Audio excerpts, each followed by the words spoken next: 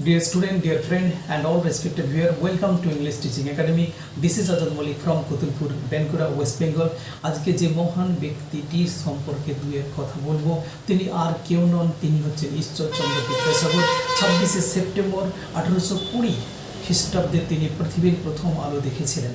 আজকের সেই মহান ব্যক্তির জন্মদিবস উপলক্ষে আমি একটি কোটেশন স্মরণ করাতে চাই আমার ডিয়ার স্টুডেন্ট এবং dear friend and all respected viewer.